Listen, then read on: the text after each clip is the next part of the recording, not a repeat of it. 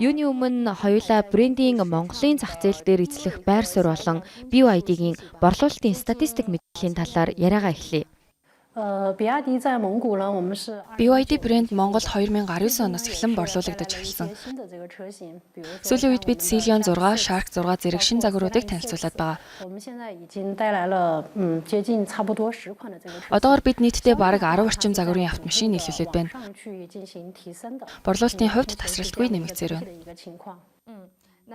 BYD брендийн Монголын зах зээлд барьж байгаа бодлогын талаар дурдаж мөн Монголын автомашины зах зээлд ямар онцлог давуу талуудыг бий болгож байгаа вэ?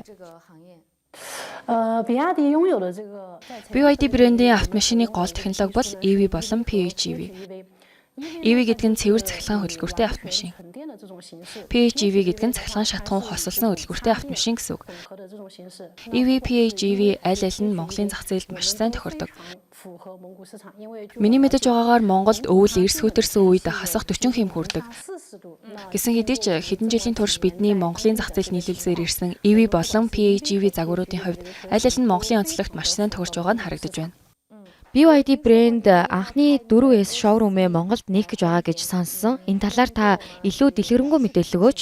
2025 оны 1-р сард бид Шинжээн дэх төв оффистой Монголын Сайн Моторс компанийн төлөөлөгчдтэй уулзсан.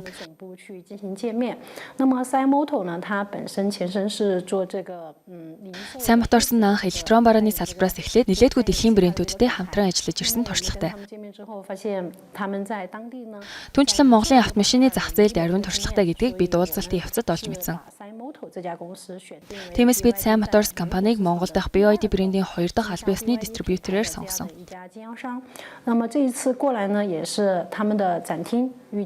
Анхны 4S шоурум маань 10 дугаар сарын эхээр нээлттэй хийхээр төлөвлөгдөж байгаа бөгөөд бид энэ удаа шоурумын ажлын явцтай танилцахаар ирээд байна.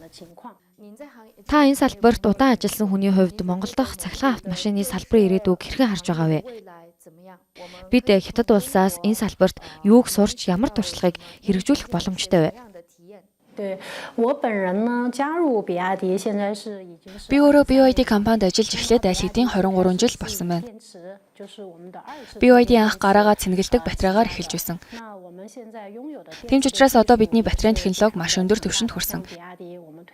Энэ бол BYD-гийн Blade Battery технологи юм. Энэ батарей маань маш нэмгэн цаасны хутгийг санагдуулсан. Хэдийгээр маш хөнгөнч гэлээ маш өндөр гүйцэтгэлтэй.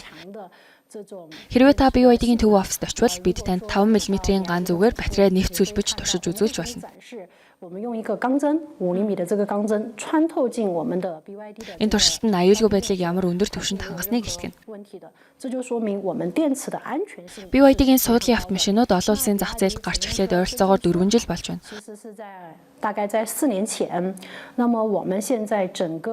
Одоогийн байдлаар BYD-гийн автомашинууд дэлхийн 116 улс бүс нутагт борлуулагдаж байгаа.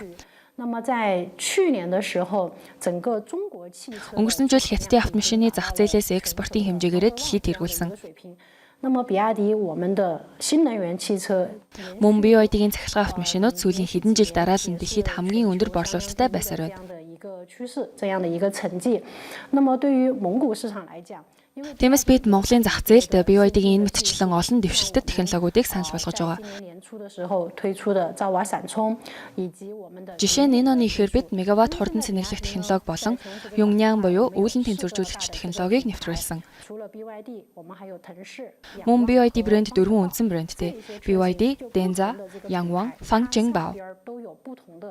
Эдгээр брэнд бүр өөр онцлогтой загваруудтай. Жишээ нь Fangjingbao брендийн Bao цуврал болон саяхан танилцуулсан Taiji загвар зэрэг нь дэвшилтэт технологиор бүрэн тоноглогдсон. Бид Монголын зах зээлд үүнтэй адил хамгийн дэвшилтэт технологи бүхий сүүлийн үеийн бүтээгдэхүүнүүдийг авчирч Монголын хэрэглэгчдэд нийлүүлэх зорилготой байгаа. Тэгвэл Аз тивд цахилгаан автомашины ирээдүй ямар байгаа гэж та харж байна вэ?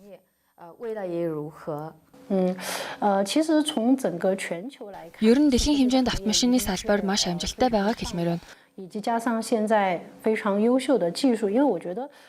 дээр дэвшилтэт технологиуд хурдцтай шинээр гарч байгаа нь энэ салбарыг улам бүр хөгжүүлж байна. Автомашины салбарын цаашдын хөгжилд зөвхөн хардвер технологиудаар зогсохгүй, софтвер чадамжуудыг хослуулснаар зах зээл маань илүү өргөн хүрээнд хөгжих боломжтой гэж харж байна. 整个汽车的这个市场是会发展得非常不错的。 Жишээлбэл бид Азийн бүс нутаг, зүүн өмнөд Азийн Таиландын Район хотод BYD-гийн өөрийн үйлдвэрлэлийн баазд болсон. 罗永基地，比亚迪在那边也有我们自己的生产基地。我们也是想说，通过海外的 Азад байрших энэ баазуудаар дамжуулан цахилгаан автомашины үйлдвэрлэлийн цар хүрээг Азийн бүсийн орнуудад улам дэлгэр зорж байна. 那在蒙古市场的话，哪个 Монголын зах зээл BYD брендийн аль төрлийн машин хамгийн эрэлттэй, хамгийн их борлуулалттай байгаа вэ? 是吗？其实我从数据 Дата мэдээлэлээс харахад PHEV буюу хосолмол хөдөлгүүртэй загварууд Монголын хэрэглэгчдэд илүү таалагддаг бололтой. 同样也是从数据来 Мөн тоо мэдээлэлээс харахад SUV загвараас гадна Shark буюу пикап загвар нь Монголын олон хэрэглэгчдэд илүү таалагдаж байгаа. 在蒙古的这个 Манай Shark автомашин DMO технологиор тоноглогдсон бөгөөд энэ нь хосолмол хөдөлгүүртэй загвар юм. 那么我们的 Shark 它所搭载 Энэ нь Монголын зах зээлд маш тохиромжтой гэж бодож байна.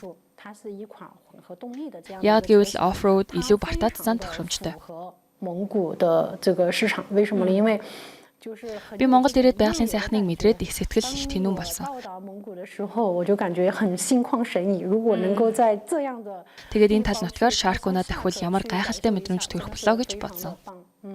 Танай компанийн хувьд цаашдаа Монголын зах зээлд ямар төлөвлөгөөтэй ажиллахаар байгаа вэ? Ямар төрлийн автомашин төлхөө оруулж ирэхээр төлөвлөж байгаа талаараа хуваалцаач. Үүнээс гадна бодлогын хувьд ер нь ямар өөрчлөлтүүд гарах бол? 因为比亚迪我们每年都 BYD компани жил бүр олон шин загваруудыг танилцуулдаг. 那么结合 Монголын зах зээлийн хэрэгцээ онцлогт нийцүүлэн бид илүү тохиромжтой загваруудыг авчрах төлөвлөгөөтэй байгаа. 至于说对于蒙古市场，接下来的这个 Цаашдын зах зээлийн бодлого стратегийн хувьд бид хэрэглэгчдийн санал хүсэлтийг сонсож хэрэгцээндээ тулгуурлан холбогдох бодлого шийдвэрүүдийг гаргахаар төлөвлөж байна. 相关的这个政策。 Та энэ жил цахилгаан автомашины салбарт болсон шин зүйлсийг дүгнээд хэлж болох уу? Энэ онд ямар томоохон өөрчлөлт, шинжилэл гарсан? Мөн таны бодлоор хамгийн том шинжилэлт нь юу байсан бэ?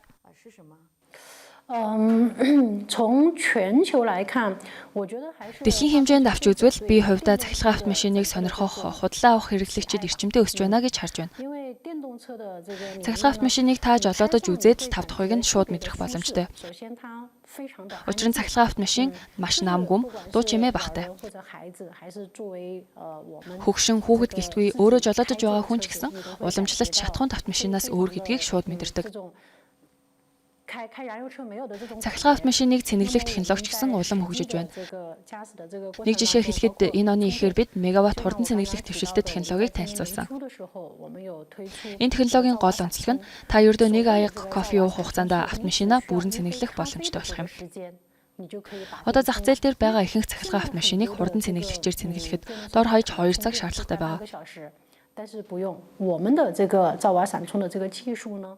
Харин манай мегаватт хурдан цэнэглэх технологиор та зүгээр л цэнэглэгчээ залгаад кофе шоп орж кофе аваад ууж дуусахад л автомашин тань бүрэн цэнэглэгдсэн байна гэд боддоо.